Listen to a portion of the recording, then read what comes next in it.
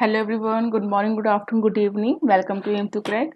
हम स्टार्ट कर रहे थे रिसर्च मेथोडोलॉजी की सीरीज। तो आज जो है आपकी थर्ड सीरीज है। इसमें हम कवर करेंगे 45 क्वेश्चंस। तो फटाफट हम कंप्लीट करते हैं 45 क्वेश्चंस। नंबर फर्स्ट क्वेश्चन है, research aptitude refers to.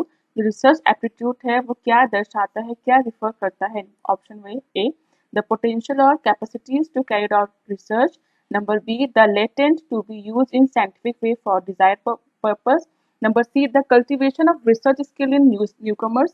Number D, the development of rationality in all academic pursuits. जो आपकी रिसर्च है वो क्या दर्शाता है? वो दर्शाता है नंबर ए ऑप्शन जो है द पोटेंशियल और capacities to carry out research. जो भी आप रिसर्च कर रहे हैं उनको आप कैरिड आउट करते हैं, ठीक है। The potential capacity to carried out research, जो रिसर्च है वो आप कैरिड आउट करते हैं उसकी पोटेंशियल और कैपेसिटीज को। तो नंबर ए जो है ऑप्शन वो आपका बिल्कुल सही है। नंबर 2 है, रिसर्च बेसिकली इज। रिसर्च जो है बेसिकली क्या है आपका? Number A, a point of view. Number B, an attitude of inquiry. Number C, a step by step exploration. Number D, all of the above. Research जो है आपके point of view भी है एंड एटीट्यूड ऑफ इंक्वायरी भी है। आप जो inquiry जो पता करना चाह रहे हैं उसकी तरफ एटीट्यूड भी है। स्टेप बाय स्टेप एक्सप्लोरेशन भी है, आप चीजों को एक्सप्लोर करते हैं स्टेप बाय स्टेप मैनर में। तो आंसर जो है इसका D, all of the above, ये बिल्कुल सही है। तो answer D is the right answer. Third question है, according to George Mouly the research is. जो जॉर्ज मोले है उनके अकॉर्डिंग रिसर्च क्या है? Research systematic and scholarly effort. Number B, application of scientific method. Number C, providing solution to educational problem. Number D, all of the above. तो John Mouly जो उनके हिसाब से रिसर्च जो है सिस्टमैटिक स्कॉलरी एफर्ट भी है, एप्लीकेशन ऑफ साइंटिफिक मेथड भी है, providing solution to educational problem ये भी है। तो नंबर डी जो है आपको वो सही है, all of the above. Fourth है, जॉन वी Best formulate the definition of research. John वी बेस्ट जो है उनके अकॉर्डिंग जो रिसर्च है वो क्या है? A systematic process. Number B, based on scientific method. Number C, scientific investigation. Number D, all of the above. जो जॉन डब्ल्यू बेस्ट हैं उन्होंने रिसर्च को फॉर्मुलेट किया था सिस्टमैटिक इन्वेस्टिगेशन में, ठीक है। जो रिसर्च है वो आपकी क्या है? Systematic investigation. तो नंबर सी जो है आपका वो करेक्ट आंसर है, systematic investigation. According to John Best के अकॉर्डिंग जो रिसर्च है आपका वो सिस्टमैटिक इन्वेस्टिगेशन में आता है। नंबर फिफ्थ क्वेश्चन है, रिसर्च एलिमेंट्स एज। रिसर्च के जो एलिमेंट्स हैं वो क्या क्या है? Number A, prolonged purposeful and intensive search. Number B, constitute a method of discovery. Number C, third है compress defining redefining redefining problems. Number fourth, formulating hypothesis. Number fifth, correcting, organizing and evaluating data.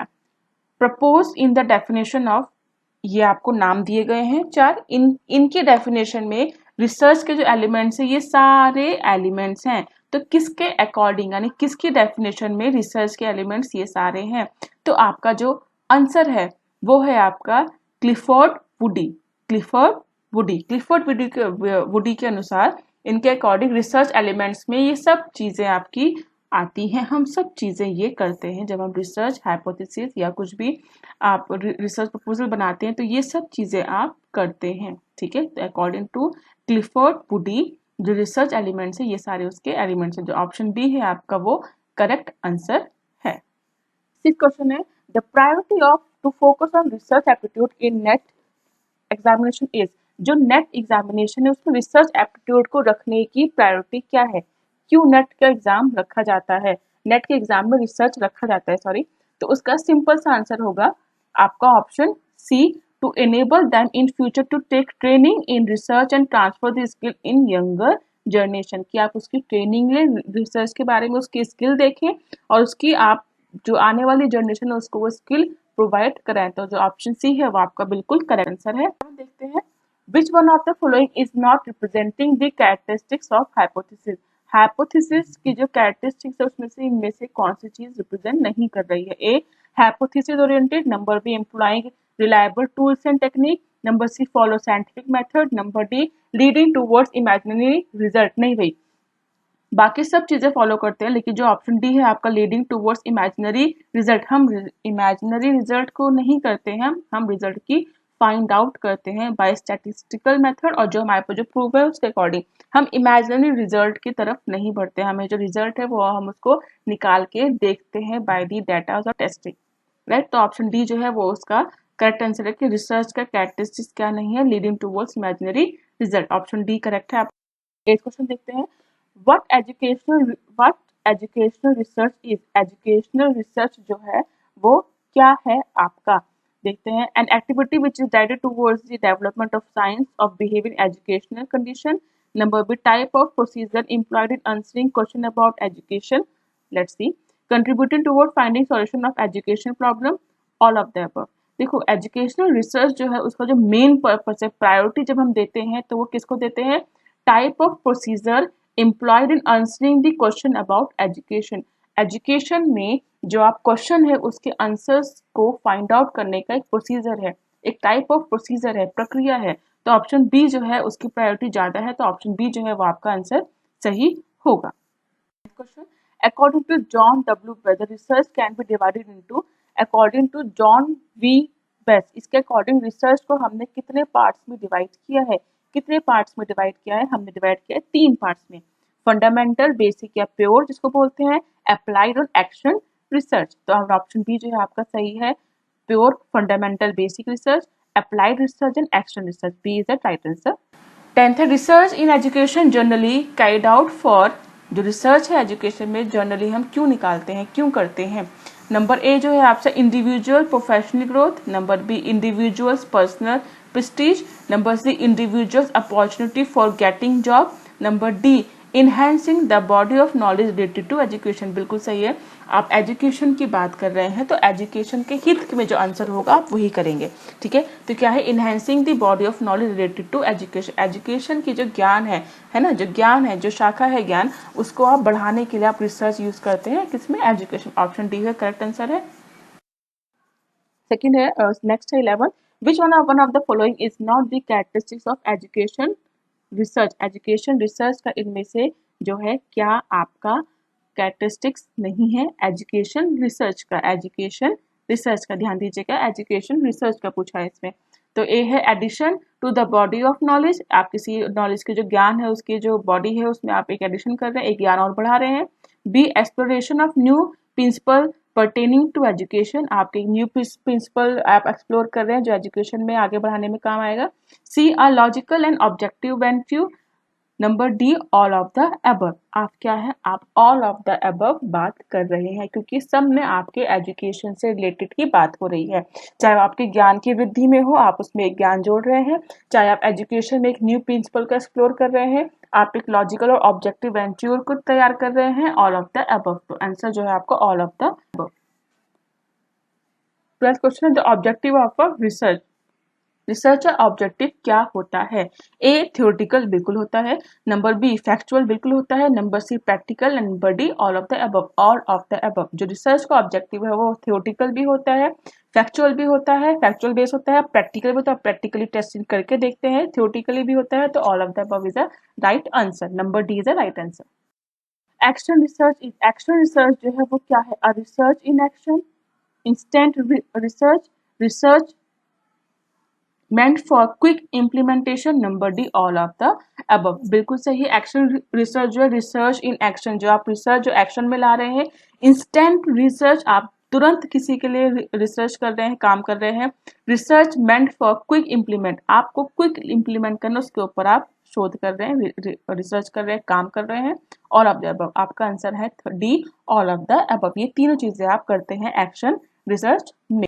14 है, experimental research deals with, experimental research है वो किससे deal करता है, number A variables, number B controls, number C scientific influences, number D all of the above. तो आपका answer है आपका ऑल ऑफ द अबव। देखो एक्सपेरिमेंटल रिसर्च में आप वेरिएबल्स भी लेते हैं, वेरिएबल्स को आप कंट्रोल भी करते हैं, है ना, dependent independent. Number C scientific influences भी आप देखते हैं, साइंटिफिकली होता है प्रॉपर। तो नंबर डी जो है आपका ऑप्शन डी राइट आंसर है, ऑल ऑफ द अबव। 15 है, the level of education research are, level of education educational research are कितने होते हैं? देखो 4 रिसर्च होते हैं, तो ऑप्शन ए जो है बिल्कुल सही है कि फोर्स इन नंबर होते हैं, 4 लेवल होते हैं, वो कौन कौन से भी देखते हैं आपको आगे क्वेश्चन में। तो नंबर ए जो है आपका 4 इन नंबर वो बिल्कुल सही है। क्वेश्चन है level 1 is concern with, level 1 जो कंसर्न है वो आपका होता है डाटा कलेक्शन में। तो फिर 3 लेवल दिए हैं, ऑप्शन में ही दिए हैं। नंबर ए जो है डाटा कलेक्शन वो आपका लेवल 1 है। नंबर बी जो है इंटरनल वैलिडिटी वो लेवल 2 है। नंबर सी दिया है एक्सटर्नल वैलिडिटी, ये आपका है नंबर लेवल 3। लेवल जो 4 होता है वो होता है आपका थियोरटिकल रिसर्च। लेवल 4 जो है वो आपका होता है थियोरटिकल रिसर्च। तो लेवल 4 होते हैं, level 1 data collection, option A सही है इसका, ठीक है। Level 2 internal validity, level 3 external validity, level 4 आपका होता है theoretical research. I hope clear हो गया होगा आपको। तो इसका आंसर है ए डाटा कलेक्शन। 17th है the basic characteristics of educational research is, जो बेसिक कैरेक्टरिस्टिक्स है एजुकेशनल आपके रिसर्च की वो क्या है? It is based on sound philosophy of education, बिल्कुल ठीक है। It is interdisciplinary in nature, बिल्कुल ठीक है, आपस में सहसंबंध इंटरडिसिप्लिनरी होते हैं प्रकृति में। It implies deductive reasoning process, बिल्कुल ठीक है। ऑल ऑफ द अबव, ये सारे आपके कैरेक्टरिस्टिक्स होते हैं एजुकेशनल रिसर्च में। जब आप एजुकेशनल रिसर्च कैरेक्टरिस्टिक्स पढ़ते हैं तो ये सब चीजें आती हैं। फिलोसफी बेस्ड होता है ना, आप एजुकेशन में फिलोसफी बेस्ड भी पढ़ते हैं, इंटरडिसिप्लिनरी भी होता है, काफी आयामों को आप ध्यान में रखकर आप रिसर्च करते हैं एजुकेशनल रिसर्च में। नंबर सी डिडक्टिव रीजनिंग आप बिल्कुल देखते हैं, ऑल ऑफ द अबव। तो नंबर डी जो है वो बिल्कुल सही आंसर है, ऑल ऑफ द अबव। 18 है the process by which practitioners attempt to study their problem scientifically in order to guide, correct and evaluate their decision and action is called action research. Who has given this statement? मतलब ये पूरी definition है, आपको बताना है कि definition आपको किसने दी है, ये डेफिनेशन किसने दी है, जिसमें आप क्या करते हैं, आप प्रैक्टिस करते हैं प्रॉब्लम को साइंटिफिकली ऑर्डर में, जिसमें आप करेक्ट करते हैं, इवेल्युएट करते हैं और उसके बाद आप डिसीजन लेते हैं और फिर आप उसका एक्शन रिसर्च में करते हैं। एक्शन रिसर्च बेसिकली क्या है वो उन्होंने डेफिनेशन में बताया है। तो वो जो आपकी डेफिनेशन है the process by which practitioners attempt to study their problem को स्टडी करते हैं साइंटिफिकली ऑर्डर में, ठीक है, उसको करेक्ट करते हैं, इवेल्युएट करते हैं, there decision action is called action research. तो मेनली आपको ये की टर्म्स याद रखने हैं। अगर आपको डेफिनेशन कोई भी याद रखनी होती है तो उसके की टर्म्स होते हैं, आप वो ध्यान रखिए और उस की टर्म्स के बेस पर उस जिसने जिसके जो जन्मदाता हैं इसके वो आप ध्यान रखिएगा। तो जो नंबर सी है आपका 18 का वो सही है, स्टीफन एम कोरे, ये इन्होंने दिया था, स्टीफन एम कोरे ने दिया था। सिर्फ आप जो वर्ड से वो ध्यान रखिए, करेक्ट, इवेल्युएट, है ना, प्रॉब्लम साइंटिफिकली सोचता है, स्टडी करता है, तो स्टीफन एम मोरे ने दिया है। 18 का है आपका C answer. In relation to aim, the difference between fundamental research and action research is, action research में और फंडामेंटल रिसर्च में डिफरेंस क्या है मेनली देखते हैं। A that fundamental research engage in discovery of new facts and theories and laws, बिल्कुल ठीक है। That action research brings immediate changes in any system और ऑर्गेनाइजेशन, बिल्कुल ठीक है। तो ऑप्शन सी जो है आपका both the above are correct, A और बी आपका दोनों करेक्ट आंसर है regarding to fundamental research and action research. दोनों के एम्स क्या होते हैं, ठीक है, एम्स क्या होते हैं दोनों के एम्स, तो ये दोनों के एम्स हैं। नंबर सी जो आपका करेक्ट आंसर है, बोथ आर करेक्ट, ए, ठीक है, option C is correct. Generally action research are carried out in order to bring, जब एक्शन रिसर्च करते हैं आमतौर पर उससे हम क्या ब्रिंग करते हैं, क्या लेते हैं, क्या चीजें लेते हैं। Immediate change in the system, भाई इमीडिएट चेंज में सिस्टम हम नहीं करते, सिस्टम को चेंज करने में टाइम लगता है। Effective in the system, effectiveness in the system, effectiveness में भी थोड़ा सा टाइम लगता है। इम्प्रूवमेंट इन द सिस्टम, ठीक है, सी जो ऑप्शन है वो आपको सही है। जब आप इम्प्रूवमेंट करेंगे तब जाके चेंजेस आएंगे, लेकिन इमीडिएट नहीं आएंगे, थोड़ा टाइम लगेगा। इफेक्टिवनेस भी तभी आएगी जब आप इम्प्रूवमेंट करने की कोशिश करेंगे। तो जो ऑप्शन सी है आपका इम्प्रूवमेंट इन सिस्टम, वो आपका बिल्कुल करेक्ट आंसर है, ऑप्शन सी करेक्ट है आपका, improvement system. Action research hypothesis is, action research की जो हाइपोथेसिस है वो क्या होती है। जर्नल इन नेचर, नहीं। Second similar like in pure science, नहीं। नंबर से written in two parts, yes two parts में लिखते हैं। वन इज अ गोल, एक हमारे पास गोल होता है। सेकेंड इज एक्शन पार्ट, एक गोल है उसके ऊपर हमें एक्शन करना है, एक प्रॉब्लम है हमें उसके ऊपर एक्शन करना है, तो वो आपका एक्शन रिसर्च की हाइपोथेसिस में आता है। तो नंबर सी जो ऑप्शन है वो आपका बिल्कुल करेक्ट है। रिसर्च अप्रोच जो है वो क्या है आपकी रिसर्च अप्रोच क्या है, ठीक है।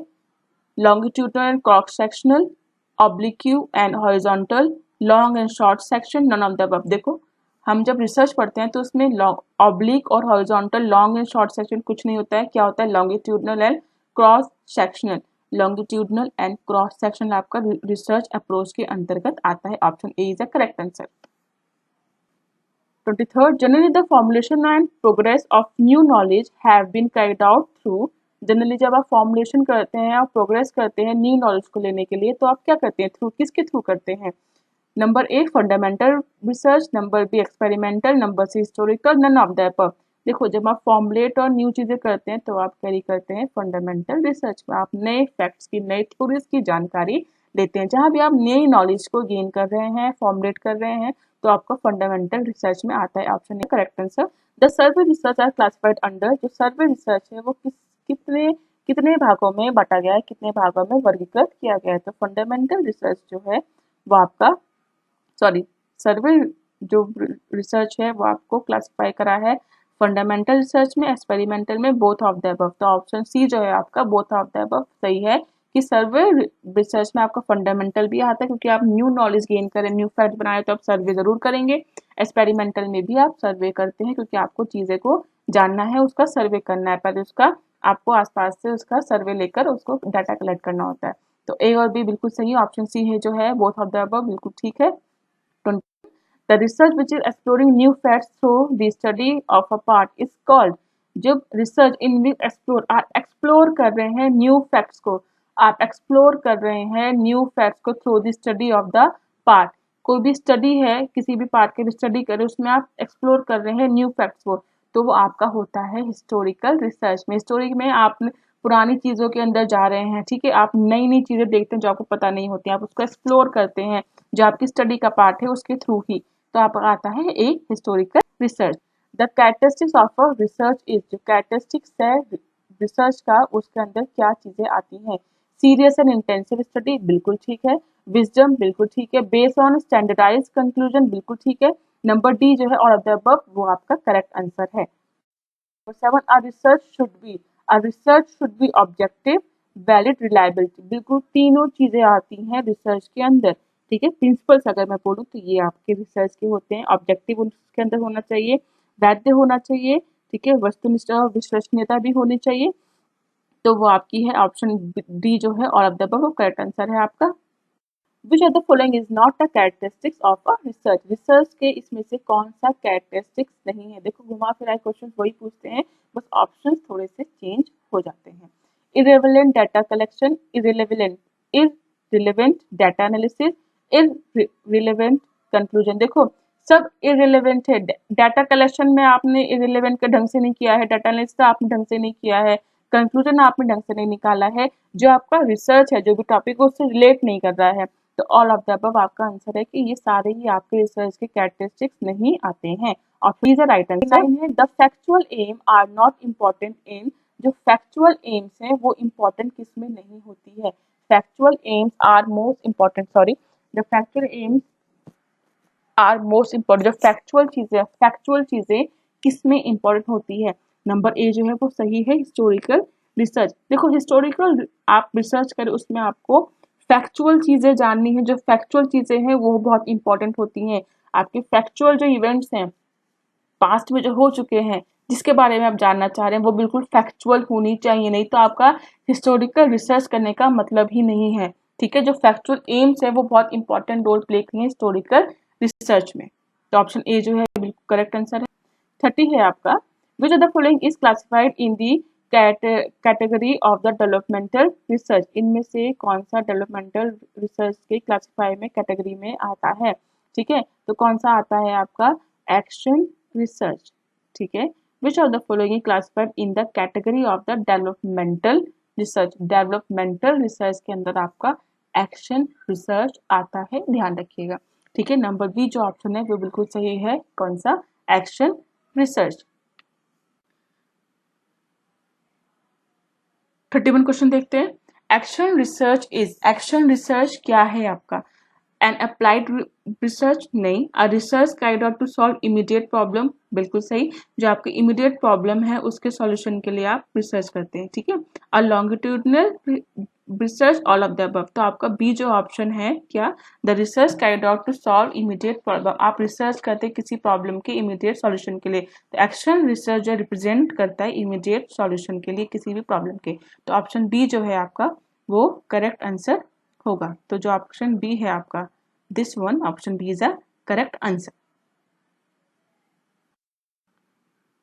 The need of objective observation is, the need of objective observation is, objective observation जो ऑब्जेक्टिव्स हैं उसको ऑब्जर्वेशन करने की नीड क्यों पड़ती है, क्यों पड़ती है। In all the situation, number A देखते हैं, in performing experiment, in research, in normal behaviour, in all the situation. आपके पास कोई भी सिचुएशन है उसमें आपको ऑब्जेक्टिव्स है उनको ऑब्जर्व करने की नीड पड़ती है, किसमें पड़ती है, is in all the situation, सारे सिचुएशंस में आपको ऑब्जेक्टिव्स को ऑब्जर्व करने की जरूरत पड़ती है। 32 का जो है वो आपका डी आंसर सही है। The aim of research is, the aim of research is factual, verified, verifiable, theoretical, all of the above. Just इससे पहले भी एक क्वेश्चन आया था सेम, बस में ऑप्शन अलग थे, तो ऑप्शन डी जो है आपको बिल्कुल करेक्ट है, all of the above. The theoretical aim of research is, theoretical aim जो रिसर्च का है वो क्या होता है, थ्योरेटिकल एम जो है रिसर्च का क्या होता है, एक्सप्लेनेटरी होता है। नंबर ए जो ऑप्शन है आपका एक्सप्लेनेटरी, एक्सप्लेनेटरी होता है, आप चीजों को एक्सप्लेन करके लिखते हैं, ठीक है। ऑप्शन ए जो है करेक्ट आंसर है। Factual aim of research has the quality of, जो रिसर्च के फैक्चुअल एम होते हैं उनकी क्वालिटीज क्या होती है, qualities of, has the quality of descriptive nature, has the quality of descriptive nature. Option A जो है बिल्कुल सही है। फैक्चुअल एम जो रिसर्च का होता है हैज अ क्वालिटी होनी चाहिए कि वो हर एक एस्पेक्ट्स को डिस्क्रिप्टिव प्रकृति में उसको आप एक्सप्लेन कर वो करें, फैक्चुअल चीजों को बताएं, दर्शाएं, लिखें, ठीक है। तो डिस्क्रिप्टिव नेचर की होती है क्वालिटी। नंबर ए जो correct answer. The principle, the principles formulated by the fundamental research are used in, जो फंडामेंटल रिसर्च में प्रिंसिपल्स फॉर्मुलेट करते हैं वो किस में यूज होता है, सिंपल है आपका अप्लाइड रिसर्च में सीरीज चलती है, फंडामेंटल, बेसिक और प्योर रिसर्च अप्लाइड रिसर्च में यूज करते हैं, उसको फिर एक्शन रिसर्च में आप यूज करते हैं। तो नंबर ए जो है आपका करेक्ट आंसर है, applied research. The research is in reference to the human nature, human nature के रेफरेंस में रिसर्च क्या है, रिसर्च क्या है, A an attitude of inquiry, a method of formulative principle, बात ही नहीं कर रहे हैं, ह्यूमन नेचर की बात करें तो क्या करेंगे, एन एटीट्यूड ऑफ इंक्वायरी, ठीक है। आप कुछ पता लगाना चाह रहे हैं तो ऑप्शन ए जो है बिल्कुल करेक्ट आंसर है आपका। क्वेश्चन क्वेश्चन नंबर 38 देखते हैं। The basic need of a research is, basic need क्या होता है, number A in preparation of a project, in preparation of a project, in guidance, in economic planning, in setting a library। जी नहीं, आपका इनमें से कोई भी ऑप्शन सही नहीं। ऑप्शन सही जो क्या है, in preparation of a project, आप प्रोजेक्ट बना, आप प्रोजेक्ट प्रिपरेशन करने के लिए आप रिसर्च का बेसिक नीड होता है, आप यूज करते हैं, राइट। तो ऑप्शन ए जो है वो करेक्ट है आपका। The new values and principle establish through, आप न्यू वैल्यूज और प्रिंसिपल को किस में बनाते हैं, ठीक है, ये आपका आता है फिलोसफिकल एस्पेक्ट जो होता है रिसर्च का उसमें। तो नंबर ए जो है आपका फिलोसफिकल रिसर्च, उसमें आप न्यू वैल्यूज और प्रिंसिपल स्टैब्लिश करते हैं फिलोसफिकल रिसर्च के थ्रू। 39 में 39 का ए ऑप्शन सही है। 40 है research ethics shows, research ethics क्या शो करते हैं, moral values in the research, utilisation values in the research, egalitarian values in the research, all of the above. आप सिंपल क्या करते हैं, मोरल वैल्यूज को फॉलो करते हैं रिसर्च में, या फिर मोरल वैल्यूज को शो करता है रिसर्च एथिक्स। तो नंबर ए जो है आपका ऑप्शन बिल्कुल सही। Along with ethics the order, the other philosophical elements involved in research is along with ethics। हम philosophical element कौन सा है रिसर्च में जो इन्वॉल्व होता है, नंबर ए जो है आपका मेटाफिजिक्स एंड एपिस्टेमोलॉजी, ये दोनों होते हैं, ठीक है। मेटाफिजिक्स एंड एपिस्टेमोलॉजी ये दोनों ऑप्शंस आपके रिसर्च में आते हैं कि आपको ये दोनों चीजें भी फॉलो करनी होती हैं। फिलॉसफी पढ़ी होगी तो आपको पता होगा मेटाफिजिक्स और एपिस्टेमोलॉजी क्या होता है, ठीक है, उसके रूल्स आप फॉलो करते हैं रिसर्च में along with the ethics. Number A जो है आपका करेक्ट आंसर है, राइट। 42 है research ethics represent, research ethics जो है रिप्रेजेंट क्या करता है, humanitarian venture in research, research for human welfare, research as a activity human efforts of the centuries, all of the above. Answer क्या है आपका, all of the above. Option D जो है ऑल ऑफ द अबव, ये तीनों चीजें follow है research ethics में, रिप्रेजेंट करती है इन सब चीजों को। An ethical research venture represent, क्या रिप्रेजेंट करता है, scientific approach, honest processing, consisting efforts, तीनों चीजें आती हैं, है ना, तीनों चीजें आप फॉलो करते हैं। All of the above is a right answer, number D. Ethical quality of research is truthfulness, dignity of labour, humanistic approach, ये तीनों चीजें मैंने बताई थी आपको एथिकल रिसर्च जब पढ़ाया था कि तीनों चीजें और काफी सारी चीजें भी होती हैं। तो आंसर डी है ऑल ऑफ द अबव। आप एथिकल इक्वालिटी में आप रिसर्चर है उसमें आप ये सब तीनों चीजें भी देखेंगे, तो all of the above. Truthfulness होना चाहिए, लेबरस होना चाहिए, अपने काम के प्रति बिल्कुल मेहनती होना चाहिए, है ना, ऑनेस्टी होना चाहिए, ह्यूमैनिटेरियन अप्रोच होना चाहिए, मानवता उसमें होनी चाहिए। तो ऑप्शन डी जो है बिल्कुल correct. Ethics in research can be developed this due to the presence of prejudice, fallacies, contaminated facts, all of the above। तो ये तीनों चीजें अगर होती हैं तो आपके जो रिसर्च है उसमें आपका क्या आ जाएगा, बुराइयां आ जाएगी, गलती आ जाएगी, ठीक है। तो all of the above is a right answer, आपका डी जो है वो करेक्ट आंसर है। अगर आपको वीडियो पसंद आई हो, समझ में आ गई हो, तो प्लीज लाइक करना, शेयर करना और यस बेल आइकन जरूर प्रेस करें और सब्सक्राइब करना बिल्कुल ना भूलें। मिलते हैं नेक्स्ट वीडियो में जो आपकी लास्ट वीडियो होगी, लगभग 200 क्वेश्चंस आपके कवर हो जाएंगे। तो मिलते हैं नेक्स्ट वीडियो में, तब तक के लिए अपना ख्याल रखिएगा and all the best all of you.